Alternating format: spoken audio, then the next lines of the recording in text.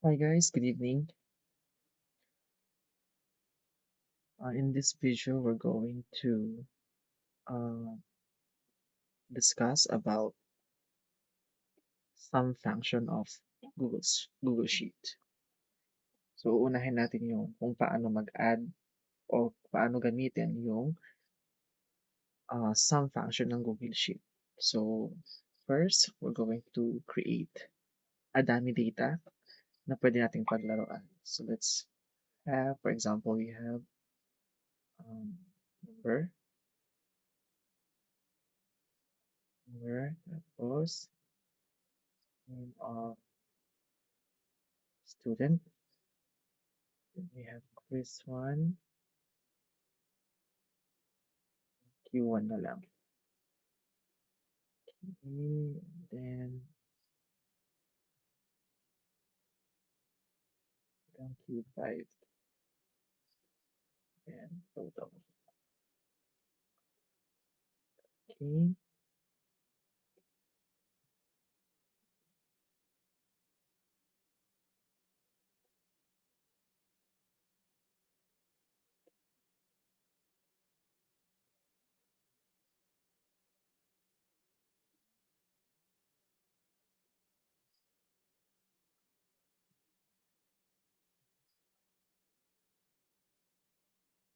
okay, super. So, meron tayong 5 estudyante. So, pangalanan na lang natin siyang A, student A, B, C, D, and E. Okay, so format lang natin ito ng konti.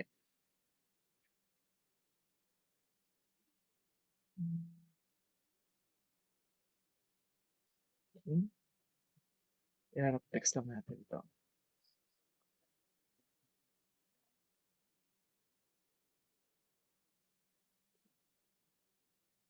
And center. Ayan. So, for example, meron tayong ganito na set of data. For example, si student A, meron siyang score na 8 ay 9, sorry. Tapos 8 sa quiz 2 niya, then 9, 8, 8, and then is perfect 10. Ay, sorry. Mabot na tayo sa total. Okay. So, lagyan na tayo ng simpleng score. 9. And then 10.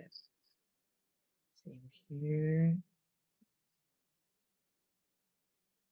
7, 7, and then 8.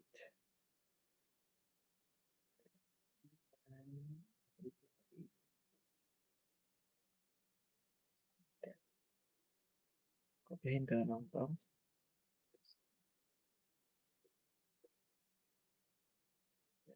Then, then, konting format lang.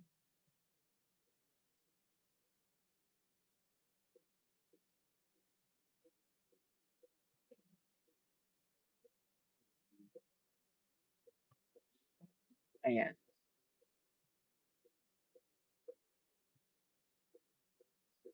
Ayan. So, unang-una, paano nga ba maglagay ng formula or how do we create formula in Google Sheet?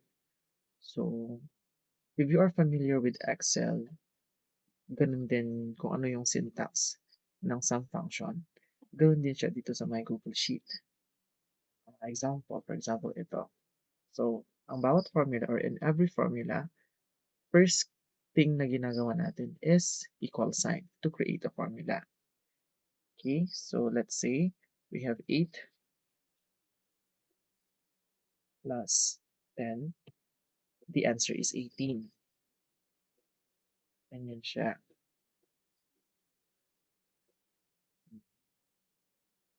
So next, paano naman kapag cell? So let's apply the sum function. There are many ways on how to calculate Q1 to Q5 kung paano siya i-compute.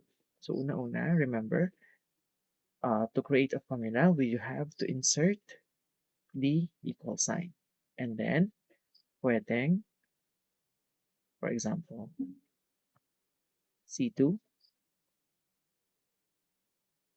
plus eto plus Q3 E plus Q4 plus Q5. So if we're going to add 9 plus 8 plus 9 plus 8 plus 8. So we have 42. So ito lang yung maganda kay Google Sheet because meron na siyang auto-suggested field na pinapakita. Okay, so i-close muna natin to. So we have, so si student A, ang total ng kanyang quizzes is 42. So if you already calculated the first row, ito, then what you're gonna do is that you can copy this one and then paste it to the other cells. Ganyan din siya. So siyang 44. So nakikita nyo rin siya. So the cells will also showed up kung ito-double click mo yung sagot na na-calculate ni Google Sheet. However, if you notice guys, clicking or inserting the cells manually is a little bit tedious. Masyadong mahaba yung process. And it is also time consuming. So what we're gonna do, let's delete all of this. Delete all of this. What we're gonna do is to call or to use the sum function. Um, guys, ito, uh,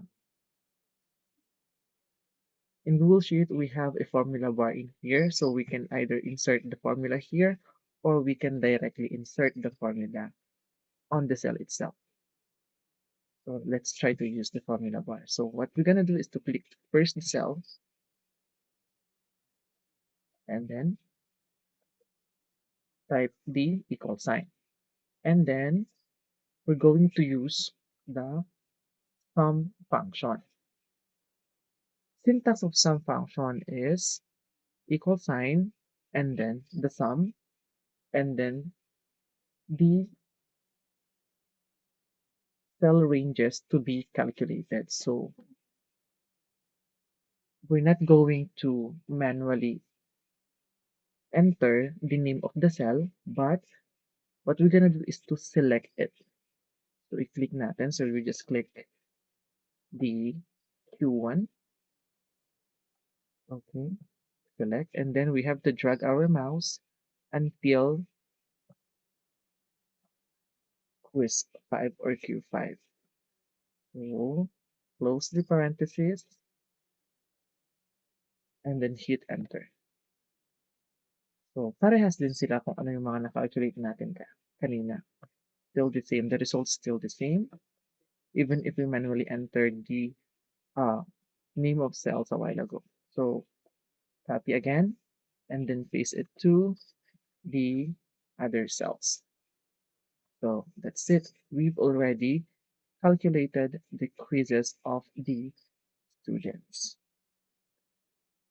Thank you guys, and I hope that uh, you can follow this video. Once again, thank you, and have a good day.